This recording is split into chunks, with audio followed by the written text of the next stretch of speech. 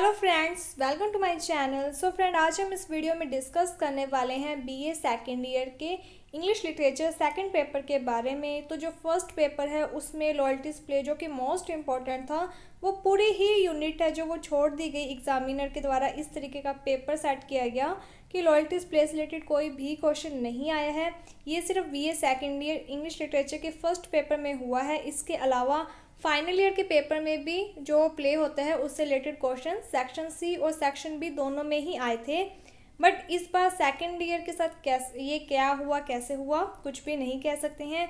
बस मैं आपको यही कहना चाहूँगी कि जो पेपर हो चुका है उसे छोड़कर अब आने वाला जो पेपर है उस पर अच्छे से फोकस करो, उसकी अच्छे से तैयारी करो। आपके पास अभी दिन है तो आप अच्छे तरीके से पढ़ सकते हो। बहुत सारे जो स्टूडेंट हैं उनके ये कमेंट्स आए थे कि जिस तरीके से लॉयल्टीज प्ले की हमने बहुत अच्छे से तैयारी की थी लेकिन वो नहीं आया, तो क्या अब हम सेकंड पेपर में जो फार फ्रॉम मैडिंग क्राउड है इसे पढ़ें या फिर ना पढ़ें। तो मैं आपको यही कहना चाहूँगी कि देखो, आपका जो सिलेबस है उसमें टोटल 5 यूनिट्स हैं, ठीक है। तो उसमें भी क्या है कि जो सेक्शन सी है उसमें आपको चॉइस मिलती है, तो आपको तो एक ही क्वेश्चन करना है। और पहले क्या होता था कि हर एक यूनिट में से एक एक क्वेश्चन आता था, और ज़्यादातर जो भी जैसे बीए फाइनल ईयर का फर्स्ट पेपर है या फिर सेकंड पेपर है उसमें भी यही देखने को मिला है कि हर यूनिट में से एक एक क्वेश्चन आता है। तो यही चीज़ मैं आपको कहना चाहती हूँ कि देखो, अगर आप फार फ्रॉम मैडिंग क्राउड पढ़ते हो तो इससे क्या होगा कि एक तो आपको इसकी समरी पढ़नी पड़ेगी, फिर इसमें 2 मेन करैक्टर्स हैं उनके बारे में आपको पढ़ना पड़ेगा। तो इस तरीके से आप 3 क्वेश्चन तो यहाँ पर भी तैयार कर रहे हो। तो यहाँ पर अभी जो डाउट है कि ये आ सकता है भी और नहीं भी, जैसे कि लॉयल्टीज प्ले के साथ हुआ है, तो मैं यही कहूँगी कि अगर आप ये 3 क्वेश्चन इसके तैयार करोगे, उसके बाद आप 3 या 4 प्रोज फिक्शन पढ़ोगे, तो इससे बेस्ट है कि आप जो फर्स्ट सेकंड थर्ड ये जो 3 यूनिट हैं इससे अच्छे तरीके से पढ़ लो। क्योंकि जो फर्स्ट यूनिट है उसमें आपके 3 ही प्रोज हैं, इसके बाद सेकंड में 2 हैं और थर्ड यूनिट में 3 हैं, टोटल 8 ही हैं। और आप भी अगर कोई भी तैयारी कर रहे हो, जैसे कि अगर आपने फार फ्रॉम मैडिंग क्राउड पढ़ा है तो इसके भी आपको 2 करैक्टर और एक समरी पढ़नी पड़ेगी। इसके अलावा भी आपको 4 जो है वो प्रोज फिक्शन पढ़ने पड़ेंगे। तो अगर उस तरीके से पढ़ोगे तो भी आपको 7-8 पढ़ने पड़ेंगे, और अगर आप 3 यूनिट्स पढ़ लेते हो तो भी आपको 7-8 ही पढ़ने पड़ रहे हैं।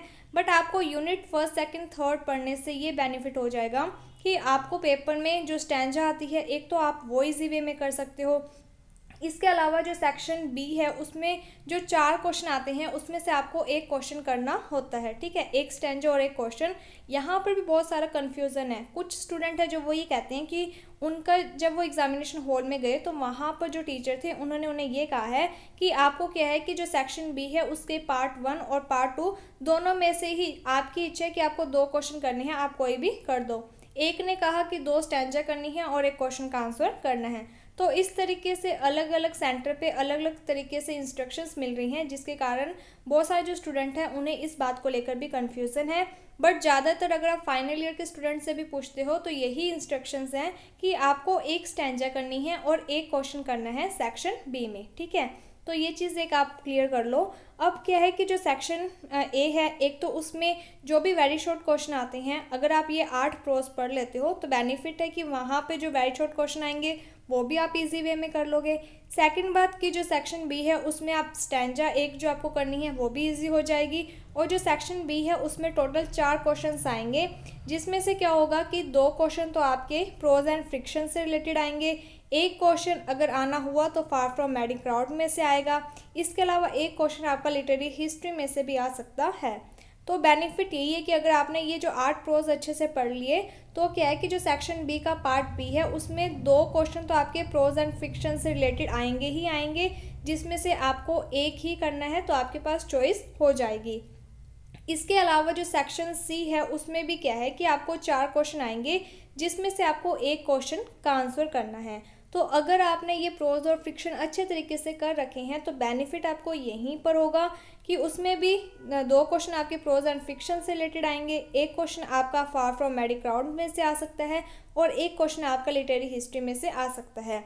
बट अगर आप प्रोज एंड फिक्शन ये 3 यूनिट फर्स्ट सेकंड थर्ड कर लेते हो तो बेनिफिट आपको ये हो जाएगा कि ये जो आपके मन में डाउट है कि जिस तरीके से लॉयल्टीज़ नहीं आया, क्या पता फार फ्रॉम मैडिंग क्राउड में से क्वेश्चन आए या फिर ना आए, तो ये वाला जो कन्फ्यूज़न है एक तो आपका वो नहीं रहेगा। इसके साथ ही जब आपका एग्ज़ाम होगा तो ये जो आपकी छुट्टियां हैं जिसमें आपको अपने जो एग्ज़ाम की तैयारी करनी है उसमें आप बिना किसी कन्फ्यूज़न के अच्छे तरीके से पढ़ सकते हो और आपको एक कॉन्फिडेंस होगा कि जो आप पढ़ रहे हो उसी में से ही क्वेश्चन आएंगे, क्योंकि आपने लगभग जो सिलेबस है वो अच्छे से कवर कर लिया होगा। तो मेरी आपको यही एडवाइस है कि आप यूनिट फर्स्ट, सेकंड और थर्ड ये 3 कर लो, क्योंकि नॉर्मल सी बात है कि अगर आप कोई भी क्वेश्चन करोगे तो लगभग 8 तो आपको करने ही पड़ेंगे। अगर कोई गेस्ट पेपर भी आएगा तो उसमें भी क्या है कि आपको 9-10 क्वेश्चन बताए ही जाएंगे, ठीक है। तो कोई फ़ायदा नहीं है आपको गेस्ट पेपर के पीछे भागने का या फिर किसी की भी एडवाइस लेने का।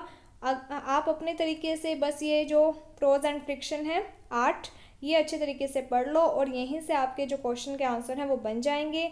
एक और इम्पॉर्टेंट बात कि जो स्टूडेंट हैं उन्हें ये लग रहा है कि क्या पता जिस तरीके से फर्स्ट पेपर में पोइट के बारे में पूछा गया है तो इस बार भी कहीं पोइट के बारे में ना पूछ लिया जाए। तो मैं आपको यही कहूँगी कि पहले तो आपको क्या करना है कि आपको हर एक प्रोज की समरी अच्छे तरीके से तैयार कर लेनी है। इसके बाद अगर आपके पास टाइम है तो आप हिंदी में ही, ठीक है, थोड़ा बहुत 4-5 लाइन्स हैं जो वो पोइट के बारे में पढ़ लेना, सॉरी राइटर के बारे में, पोइट नहीं राइटर। तो यहाँ पर आपको इससे बेनिफिट क्या होता है कि देखो आपका जो भी एग्ज़ाम आता है, क्वेश्चंस आते हैं वो नॉर्मल सी बात है कि आपके सिलेबस में से ही आते हैं। अगर किसी पोइट राइटर के बारे में पूछा जा रहा है तो वो उस प्रोज से रिलेटेड ही पूछा जाएगा, ठीक है। तो जैसे मान लो किसी भी राइटर के बारे में पूछा जा रहा है तो आपको क्या करना है कि 2 या 3 लाइन्स उस राइटर की लिख देनी है। देन आपने जो प्रोज पढ़ रखा है उसकी पूरी आप समरी लिख दोगे। लास्ट में आप इस तरीके से लिख दोगे कि ये जो राइटर है उन्होंने इस स्टोरी में ये सारी अपनी बातें कही हैं, जो कि 2 या 3 लाइन्स की हो जाएंगी। मेन क्या लिखना है, द राइटर सेज दैट, ये ठीक है, राइटर की थिंकिंग ये है, राइटर की थिंकिंग ये है। सारी आपको पूरी जो प्रोज एंड फिक्शन की जो समरी है वही वहाँ पर लिखनी है। बस अगर वो राइटर से रिलेटेड पूछ रहा है तो आपको ये लिख देना है कि राइटर ऐसा सोचता है, राइटर ये कहता है, राइटर वो कहता है। बस ये राइटर वर्ड है जो वो ज़्यादा आपको अपने आंसर में घुसाना है, उसके अलावा कुछ खास चेंज नहीं होगा। लिखनी आपको समरी ही है। तो यहाँ पर जो 8 प्रोज हैं इनकी समरी आपको करवाई गई है, वीडियो आप देख सकते हो, प्लेलिस्ट बनाई गई है जिसका लिंक मैं आपको डिस्क्रिप्शन में दे दूँगी। कभी भी गेस्ट पेपर के पीछे मत भागा करो, अपनी तैयारी ऐसी रखो कि पेपर में क्वेश्चन किसी भी तरीके का आए आप हैंडल कर लो, ठीक है।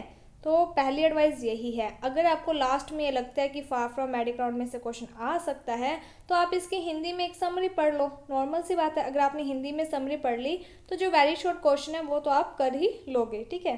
थोड़ा बहुत पता होना चाहिए कि क्या मेन बात कही गई है, बट अगर आप यूनिट फर्स्ट, सेकंड, थर्ड पढ़ लेते हो तो आपको कोई भी टेंशन लेने की ज़रूरत नहीं है। क्वेश्चन चाहे किसी भी तरीके का आए, ठीक है। पहली एक चीज़ मैं आपको ये भी कहना चाहती हूँ, क्वेश्चन कोई भी आए, बस आपको ये पता है ना कि ये क्वेश्चन इस प्रोज या फ्रिक्शन में से आए तो आपको बस अपना आंसर वहाँ पर लिख देना है, ठीक है। कोई भी एग्जामिनर इतना फ्री नहीं होगा कि वो आपके पूरे 4-5 पेजेस पढ़ेगा कि उस बच्चे ने क्या लिखा है, राइटर से रिलेटेड लिखा है या फिर नहीं। तो बस यही चीज़ है। तो आप अच्छे तरीके से अपनी तैयारी करो and best of luck for next exam.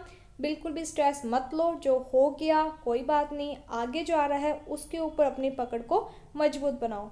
So thank you friends for watching my video. Thank you.